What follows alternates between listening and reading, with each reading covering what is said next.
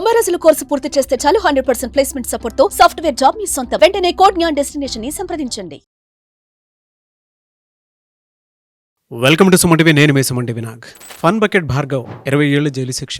జరిగినటువంటి ఇన్సిడెంట్ ఏంటి, దాని వెనక ఎలాంటి కారణాల వల్ల ఆ విధంగా జైలు పాలవ్వాల్సి వచ్చింది, ఎలాంటి బిహేవియర్ వల్ల అతను అక్కడ దాకా తీసుకొచ్చుకున్నాడు అనేది ఈరోజు మనతో పాటు ఎమోషనల్ హెల్త్ కోచ్ షఫీ గారు ఉన్నారు. అది వారి మాటలో అడిగి తెలుసుకుందాం. Hello sir. హలో నాగరాజు గారు. ఫన్ బకెట్ భార్గవ్ 20 ఏళ్ళ జైలు శిక్ష అంటే ఒక మనిషి జీవితం మొత్తం లాస్ అయినట్లని చెప్పడంలో ఏమాత్రం డౌట్ లేదు సార్. జరిగింది ఒకసారి మాట్లాడుకుందాము. ఎందుకంటే ప్రతి ఒక్కరికి కూడా ఇలాంటిది ఒక గుణపాఠం ఇవాళ రోజున. ఇలాంటి స్పీకర్స్కి మాత్రమే తెలుసు ఒక మనిషి అలా ఎందుకు తయారైపోతాడు, అక్కడ దాకా ఎందుకు వెళ్ళిపోతూ ఉంటుంది. ఈయన గత చరిత్రకు సంబంధించినటువంటి పూర్తి వివరాలు ఏంటి, ఏం జరిగింది సార్ అసలు? చూడు నాగరాజు గారు, ఇక్కడ ఒక్క మాట చెప్తాను. ఫన్ బకెట్ అంటే ప్రజల్ని నవ్వించడం తప్పు కాదు, నవ్వించాలి. కానీ మన జీవితం నవ్వులు పాలు అవ్వకూడదు అని చెప్పడానికి బెస్ట్ ఎగ్జాంపుల్ ఈ భార్గవ్ అని చెప్పాలి. ఈరోజు భార్గవ్ లాంటి స్థితిలో అనేక లక్షల మంది సమాజంలో ఉన్నారు. కొంతమంది పట్టుబడ్డారు, కొంతమంది పట్టుబడలేదు, కొంతమంది నిరూపణ అయింది, కొంతమంది నిరూపణ అవ్వలేదు. అది వేరే విషయం. ఇది అందరికీ హెచ్చరిక అని చెప్తాను నేను. ఎందుకంటే తప్పు చేసే ప్రతి ఒక్కడు కూడా అప్రమత్తంగా మారాల్సినటువంటి సమయము, సందర్భం ఇది. అయితే అసలు ఈ భార్గవ్కి ఈ దుస్థితి, ఈ సిచ్యువేషన్ ఎందుకు వచ్చింది? 20 సంవత్సరాలంటే చాలా కఠినమైనటువంటి శిక్ష. అది కూడాను. ఇంకా కెరీర్ ఏమైనా మిగిలిందంటే జీరో, ఇంకేం లేదు, కెరీర్ ఏం లేదు. ఇంకా 20 సంవత్సరాల తర్వాత ఇంకేం మిగిలి ఉంటుంది చెప్పండి? ఇంకా జీవితం ఏముందంటే ఇంకా కంప్లీట్గా శూన్యం అయిపోయింది. ఇంకేం లేదు, కెరీర్ అనేది ముగిసిపోయిందని చెప్పాలి. అసలు ఇంత స్థాయికి ఈ తప్పు ఎందుకు చేశాడు? ఎప్పుడు కూడా మనము ప్రాబ్లం ఉందంటే నాగరాజు గారు, ఆ ప్రాబ్లమ్ని చూడటం కాదు, దాని రూట్ కాజ్ చూడాలి. ఎక్కడి నుంచి ప్రాబ్లం మొదలైంది, ఎందుకు వచ్చింది, ఈ స్థాయికి తప్పు ఎందుకు చేయాల్సి వచ్చింది? ఇక్కడ చూసుకున్నట్లయితే మొదటి విషయం ఏంటిది? తన ఫ్యామిలీ బ్యాక్గ్రౌండ్ అయినా కానీ రిచ్ కిడ్ ఏం కాదు, హయ్యర్ మిడిల్ క్లాస్ కూడా కాదు. పూర్ వాచ్మెన్గా నాన్న ఉండడము, అమ్మ కూడా పని చేసుకుండడము, ఇద్దరు పని చేస్తుండడము, పూర్ పొజిషన్ నుంచి వచ్చారు. అంటే లైఫ్లో ఎదగాలని ఆలోచన ఉంది.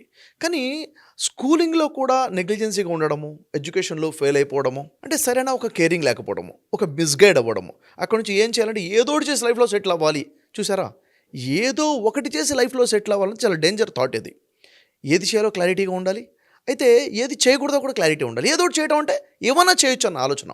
ఇక్కడ తను వేసినటువంటి అడుగుల్లో కొన్ని ఫెయిల్యూర్స్ ఎదుర్కొన్నాడు. మూవీ ఫీల్డ్లోకి రావడము, యాక్టింగ్లోకి రావడము, నిలబడకపోవడము, వెనక్కి వెళ్ళిపోవడము, చివరికి ఎక్కడో దగ్గర క్యారెక్టర్ ఆర్టిస్టులని అందించే విధంగా మూవీస్కి ప్రయత్నం చేయడము, అక్కడ అయినటువంటి పరిచయాలు. ఓవరాల్గా తనకు కావాల్సింది ఏంటంటే, నేను ఎవరిని బ్లఫ్ చేస్తున్నాను అన్నది సెకండరీ, నేనేం చేస్తున్నాను సెకండరీ, నాకు కావాల్సింది నేమ్, ఫేమ్ అండ్ మనీ. ఇది కావాలి అన్న మైండ్ సెట్లోకి మానవుడు ఎప్పుడైతే వచ్చాడో తప్పుల మీద తప్పులు చేసుకుంటూ తను తప్పు చేస్తున్న ఆలోచన మర్చిపోతాడు. అయితే మనిషి ఫేమ్ రావాలి, డబ్బు సంపాదించాలి, పేరు సంపాదించుకోవాలి, కానీ ఏ విధంగా అన్నది ఒక క్లారిటీ ఉండాలి కదా. ఒక క్లారిటీ లేకపోతే మిస్ అయిపోతుంది. అయితే ఇక్కడ ఈరోజు ఇంత పెద్ద శిక్ష పడింది. దీని వెనక మాట్లాడితే కొన్ని వీడియోస్ మనకు అందుబాటులో ఉంటాయి సోషల్ మీడియాలో. భార్గవ్ వాళ్ళ ఫ్రెండ్స్ మాట్లాడుతున్నారు. ఎవరు ఇప్పుడు ఇతను ఎప్పుడైతే వీడియోస్ తయారు చేసి మార్కెట్లోకి వచ్చాడో, టిక్ టాక్ వీడియోస్ చేశాడో, ఇతను కొంతమంది టీంని ఫామ్ చేసుకున్నాడు, కొంతమంది ఫ్రెండ్స్ని ఫామ్ చేసుకున్నాడు. అయితే మంచిగా టీం ఫామ్ అయిపోయిన తర్వాత దాంట్లో నుంచి ముఖ్యమైన వ్యక్తుల్ని తీసేయడం జరిగింది టీంలోంచి. నువ్వు ఈ ప్లాట్ఫామ్లో వద్దు, వెళ్ళిపోమని చెప్పేసి. ఒక వ్యక్తిని తీసేస్తే ఒక వ్యక్తితో సమస్య ఉందనుకోవాలి. ఒక వ్యక్తినే కాకుండా టీంని తీసేయడం జరిగింది. వాళ్ళు చెప్తున్న విషయం ఏంటంటే, మేము ఎందుకు తనతో లేము అంటే మమ్మల్ని తనే తీసేశాడు, వద్దని వెళ్ళి పంపించేశాడు, తను బిహేవియర్ మాకు కూడా నచ్చలేదు, ఈగోయిస్టిక్గా ఉన్నాడు, అటిట్యూడ్గా బిహేవ్ చేస్తున్నాడు మొదటిది. అయితే మాకు కూడా నచ్చలేదు తన బిహేవియరు, తను మాటికి కొత్త వాళ్ళని ఇన్వాల్వ్ చేసుకోవడము, వాళ్ళతో అమ్మాయిలతో కానీ అబ్బాయిలతో తన యొక్క బిహేవియర్ కూడా మాకు నచ్చలేదని చెప్పేసి అండర్లైన్ చేస్తున్నాడు. అంటే చాలా విషయాలు ఓపెన్గా మాట్లాడకపోవచ్చు, కానీ మనకు అర్థమవుతున్న విషయం ఏంటంటే, ఒక వ్యక్తికి ఒక పేరు వచ్చిన తర్వాత, కొంచెం డబ్బు వచ్చిన తర్వాత అతనిలో ఈగో వచ్చింది. తను చేసే తప్పులు బహిరంగంగా ధైర్యంగా చేయడం మొదలుపెట్టాడు. ఆ టైంలో ప్రశ్నించేవాడు నా ఎదురుగా ఉండకూడదు. ప్రశ్నించేవాడు, నేను తప్పు చేస్తున్నాను ఏంటని ప్రశ్నించేవాడు అంటే నా దగ్గర ఉండదు, అని తీసేస్తాను. అంటే నేను ఒకటి సమాధానం చెప్పుకోవాల్సిన పరిస్థితి ఉండకూడదు, నేను ఎవరికి జవాబుదారిని కాదన్న ఫీలింగ్ ఒకటి. అంటే ఎమోషన్స్ అన్హెల్త్ వచ్చేసింది, సైకలాజికల్గా హెల్త్ కూడా కోల్పోయాడు. ఎందుకు ఈ మాట చెప్తున్నానంటే, ఆ భార్గవ్ ఒకసారి బ్లేడ్తో చేయి కోసేసుకొని బ్లీడ్ అయ్యే విధంగా కూడా నువ్వు వీడియో పెట్టేసి, ఇంత పెద్ద డిప్రెషన్లో ఉన్నప్పుడు ఫ్రెండ్స్ ఎందుకు వదిలిపెట్టిపోయారని ఫ్రెండ్స్ని క్వశ్చన్ చేశారు. ఫ్రెండ్స్ సమాధానం ఏం చెప్పారు, మీరు మొదటిసారి చూస్తున్నారేమో చేయి కోసుకోవడము, మేము చాలాసార్లు చూసాము, రోజు భోజనం చేయడం ఎలా మనకు అలవాటు, వాడి చేతులు కోసుకోవడం అంత అలవాటు అని చెప్పారు. ఇంత భయంకరమైన విషయం. అంటే నా పక్కన ఉన్నవాడు చేయి కోసేసుకుంటుంటే నేనేం చేస్తానండి, అరే ఎందుకు కోసుకుంటున్నారో, వద్దురా ఆపుతా అని చెప్పి. కానీ వాళ్ళు ఏమన్నారంటే, అది వాడికి ఎంత కామన్ అంటే, కోసుకుంటా అంటే కోసుకోరా బాబు కోసుకో, అనే సిచ్యువేషన్లోకి వీళ్ళు వచ్చేసారు. అంటే ఒక అమ్మాయితో పరిచయం అవ్వడము, అమ్మాయిని ఫ్లాట్ చేసే ప్రయత్నం చేయడము, అమ్మాయి నో చెబితే ఈ విధంగా బిహేవ్ చేయడం, అమ్మాయి దూరం అయిపోతే ఈ విధంగా బిహేవ్ చేయడం. చూడండి ఇక్కడ ఏమవుతుందంటే నాగరాజు గారు, ఒక స్థాయికి వచ్చిన తర్వాత కొంతమంది ఆలోచన ఎలా ఉంటాయంటే నాకు ఏది కావాలంటే ఇది కావాల్సిందే, అది పొజిషనా, అవకాశమా, అమ్మాయి ఏదైనా ఇది కావాలంటే నాకు కావాల్సిందే, దానికోసం నేను భయపెట్టానా సాధిస్తాను, లేకపోతే బతిమలాడుకుంటాను, లేదనుకుంటే బ్లాక్మెయిల్ చేస్తాను, లేకపోతే నన్ను నేను హింసించుకునైనా కానీ సెంటిమెంటల్గా మేము లొంగ తీసుకుంటాను. ఇలాంటి రకరకాల ఆలోచనలు ఉంటాయి. అంటే ఇలాంటి బిహేవియర్ భార్గవ్లో ఉంది అని సాక్ష్యం చెప్పిన ఫ్రెండ్స్ దగ్గరగా ఉన్న వాళ్ళే చెప్పారు. నిజంగా చెప్పాలంటే ఇది ఒక రకమైన సైకలాజికల్ డిసీజ్ అని చెప్తాను నేను, ఎమోషనల్ డిసీజ్ ఇది. అంటే ఒక ఎమోషన్స్ని బ్యాలెన్స్ లేకుండా మనిషి ఎలా తప్పిపోతున్నాడు, ఈ టైంలో వాడు చేసే తప్పు వాడికి అర్థం కాదు. నాగరాజు గారు ఎందుకు ఇలా తయారంటే వన్ డేలో వచ్చే మార్పు కాదు ఇది. అంటే జీవితంలో వచ్చిన వాడు కొన్ని తప్పులు చేసినప్పుడు పట్టుపడకుండా ఉంటే ధైర్యం పెరుగుతుంది, ఒక తప్పు చేసినప్పుడు హెచ్చరించేవాడు లేకపోతే ధైర్యం పెరుగుతుంది, శిక్ష లేకపోతే కూడా ధైర్యం పెరుగుతుంది. స్కూల్లో తప్పులు చేశాడు, టీచర్ పనిష్మెంట్ ఇవ్వలేదు, ధైర్యం పెరిగింది, పేరెంట్స్ శిక్షించలేదు, ధైర్యం పెరిగింది, తప్పు అంటే ఆడుకోవడం మొదలు పెడతాడు. సో ఇలాంటి మొత్తం కలిపి భార్గవ్ ఇంత పెద్ద తప్పు చేయడానికి పూనుకున్నాడు అని చెప్పాలి. సరే, ఇక్కడ ఒక మైనర్ బాలిక, ఒక అమ్మాయి కదా, అనేక బాలికలు తన దగ్గర రావడము, ఒక అవకాశం, కెరీర్ కోసం, ప్యాషన్ కోసం, మేము కూడా యాక్టింగ్ చేయాలి, మాకు కూడా పేరు రావాలని ఆలోచనతో వస్తున్నారు. ఇతనుకున్న ఆలోచన తగ్గట్టుగా ఎస్ నేను మీకు నేమ్ ఇస్తాను, నేను ఫేమస్ అవుతాను, నాకు కావాల్సింది నాకు కావాలని చెప్పేసి తను బిహేవ్ చేయడము. ఇలా ఒకళ్ళ మీద గతంలో కూడా ఈ అమ్మాయి ఇన్సిడెంట్ ఏదైతే 14 years గర్ల్ ఉన్నా అంతకు ముందు కూడా కంప్లైంట్స్ అయ్యాయి తన మీద. కంప్లైంట్ అవ్వడము, తను కాంప్రమైజ్ ఇచ్చేసి ఏవి మాట్లాడుకున్నాడో, మనీ మాట్లాడుకున్నాడో అయిపోయింది. కానీ ఇక్కడ ఏదైతే సీరియస్ అవ్వడం వల్ల ఈరోజు మనం మాట్లాడుకున్నాం ఈ టాపిక్ గురించి, లేకపోతే మన దానికి వచ్చేది కాదు ఇది. అది ఇక్కడ నాగరాజు మనం గమనించాల్సింది ఏంటంటే అనేక ఇన్సిడెంట్స్ ఇలా జరిగినప్పుడు ఇది ఎందుకు హైలైట్ అయింది అనే పాయింట్ ఉంది కదా. ఖచ్చితంగా మిస్బిహేవ్ అయ్యింది అంటే ఖచ్చితంగా అమ్మాయిని బ్లాక్మెయిల్ చేశాడు, హెరాస్మెంట్ చేశాడు, అమ్మాయి బయటకు వచ్చి చెప్పుకొని కేసు పెట్టే స్థాయికి వచ్చాడు. అంటే వెనక ఒక పనిష్మెంట్, అంటే క్రూయల్గా బిహేవ్ చేశాడు అన్న విషయం అర్థమవుతుంది, ఒక సైకోగా బిహేవ్ చేశాడు.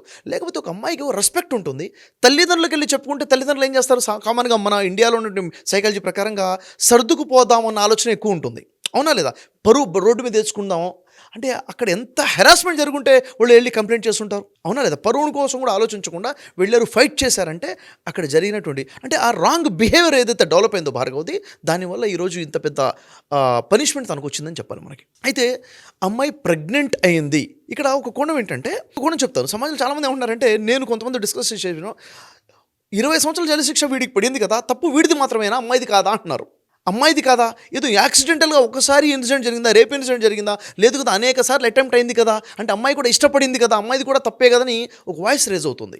ఇక్కడ మనకు తెలియాల్సిన విషయం ఏంటంటే, అమ్మాయి నాకు ఇష్టమే అని చెప్పి అమ్మాయి ఇష్టపూర్వకంగా లైంగికంగా కలిసినా కానీ అమ్మాయి మైనర్ అయి ఉంటే అమ్మాయిది తప్పు కాదు. ఎందుకంటే ఆ అమ్మాయి మైనర్ అంటే మేజర్ కాదు అని అర్థం.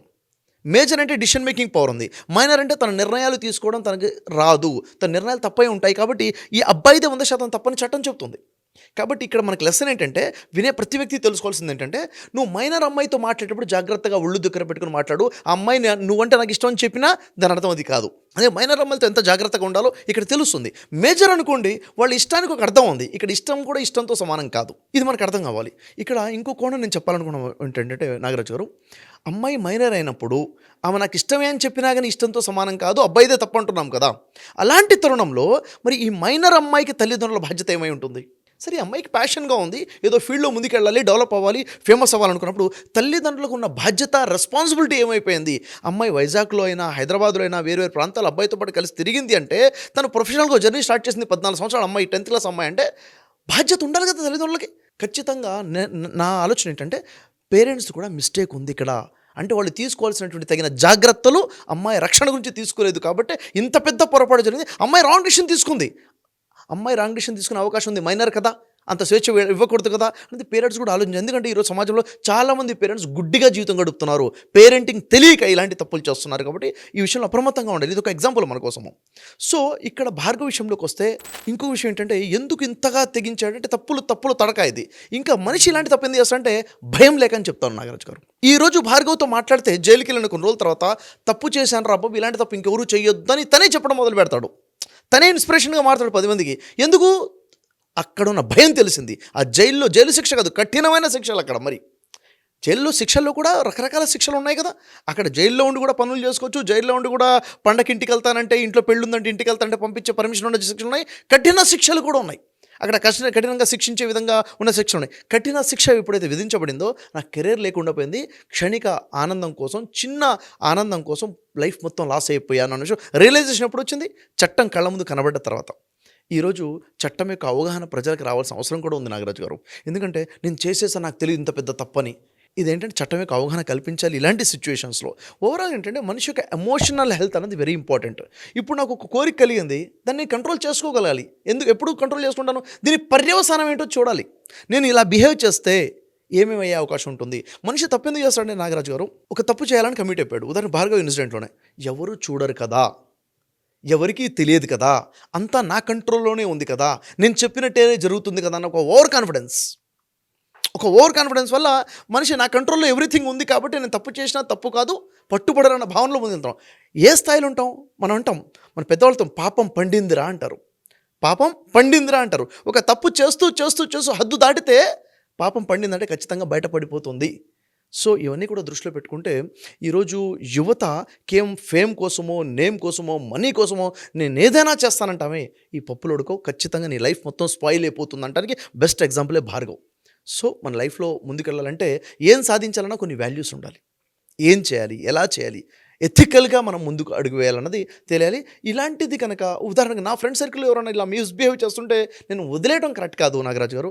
అలాంటి వ్యక్తికి ఒక కౌన్సిలింగ్ అవసరం విషయం నేను ఫ్రెండ్గా గమనించి అతన్ని బిహేవియరింగ్ కరెక్షన్ చేయాలి. ఇది భార్గవ్ ఫ్రెండ్స్ ఉన్నారు, భార్గవ్ ఫ్రెండ్స్ గమనించారు, వీడి బిహేవియర్ బాగాలేదు, చేతులు కోసుకుంటున్నాడు అన్నప్పుడు ఫ్రెండ్స్ వదిలేశారు వాడిని. నువ్వు వెళ్ళిపోమన్నాడు, వాడి బిహేవియర్ మార్పు వచ్చింది. కానీ అప్పుడు యాజ్ ఎ ఫ్రెండ్గా రెస్పాన్సిబిలిటీ ఏంటంటే తను హెల్తీగా లేడు, మానసికంగా అనారోగ్యంగా ఉన్నాడు, తనకి హెల్ప్ అవసరం ఉంది.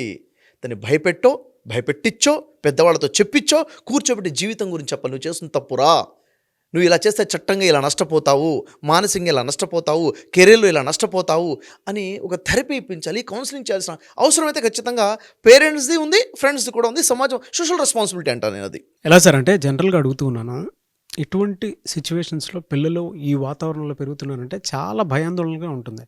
అవును, అటువంటి వాళ్ళకి పర్సనల్గా మీ దగ్గర ఆన్లైన్ కోర్సెస్ ఏమైనా ఉన్నాయా? ఉన్నాయి నాగరాజు గారు. ఇప్పుడు విషయం ఏంటంటే ఓవరాల్గా ఇక్కడ ఒక పాయింట్ చెప్తాను. ఒక మనిషి గ్రోత్ అవ్వాలంటే ఏం కావాలంటారు? నాలెడ్జ్ కావాలి, లేక స్కిల్స్ కావాలంటారు. నేనంటాను కాదు, నాలెడ్జ్ స్కిల్స్ కాదు, లైఫ్ స్కిల్స్ కావాలంటాను నేను. అంటే మనిషి యొక్క బిహేవియర్ కావాలి. ఈ లైఫ్ స్కిల్స్ని డిజైన్ చేస్తేనే మనిషిని డిజైన్ చేయొచ్చు. అందుకే లైఫ్ స్కిల్స్ గురించి మన దగ్గర అద్భుతమైన ఆన్లైన్ కోర్సెస్ ఉన్నాయి నాగరాజు గారు. దీనికి ఏంటంటే 12 hours ఒక వర్క్షాప్ డిజైన్ చేశాను. ఎందుకంటే పేరెంట్స్ చెప్పని చాలా విషయాలు, స్కూల్లో టీచర్స్ చెప్పినట్టు అనేక విషయాలు ఉన్నాయి, పిల్లల జీవితానికి తెలియాల్సినటువంటి వాటి మీద డిజైన్ చేశాము. ఇవి ప్రతి పేరెంట్ కూడా ఈ వర్క్షాప్ తీసుకొని పిల్లలకు చూపించాలి, వాళ్ళు కూడా చూడాలి. సో ఎవరైనా ఎన్రోల్ చేసుకోవచ్చు, ఎప్పుడైనా అప్రోచ్ అవ్వచ్చండి మిమ్మల్ని? ఎస్ నాగరాజు గారు, ఇదేంటంటే ఆన్లైన్లో ఉంది, రికార్డెడ్ సెషన్ అది. ఎప్పుడైనా కానీ వాళ్ళు ఈ యాక్సెస్ తీసుకోవచ్చు, ఎన్రోల్ చేసుకోవచ్చు, వాళ్ళు చూడాలి. 1-4 సార్లు ఈ వర్క్షాప్ చూడాలి. ఎందుకంటే పిల్లల జీవితానికి కావాల్సింది లైఫ్ స్కిల్స్ కాబట్టి దానికోసం ఆ లైఫ్ స్కిల్సే భార్గవ్ లాంటి వ్యక్తి చేతుల్లో ఉంటే ఫ్యూచర్ ఎలా ఉండేదంటే నాగరాజు గారు, తనకున్న స్కిల్స్కి, తనకున్న టాలెంట్కి కరెక్ట్గా లైఫ్ స్కిల్స్, పాజిటివ్గా ఎమోషనల్ హెల్త్ ఉంటే తను స్టార్గా ఎదిగేవాడు. ఈరోజు ఏమైపోయి జైల్లోకి వెళ్ళిపోయాడు. ఏం లేకపోవడం వల్ల? స్కిల్స్ లేకపోవడం వల్ల కాదు, నాలెడ్జ్ లేకపోవడం వల్ల కాదు, లైఫ్ స్కిల్స్ లేకపోవడం వల్ల, ఎమోషనల్ హెల్త్ లేకపోవడం వల్ల. అది మన పిల్లల జీవితంలో జరగకుండా ఉండాలంటే ఇలాంటి కోర్సెస్ ఖచ్చితంగా యూజ్ అవుతాయి మనకి.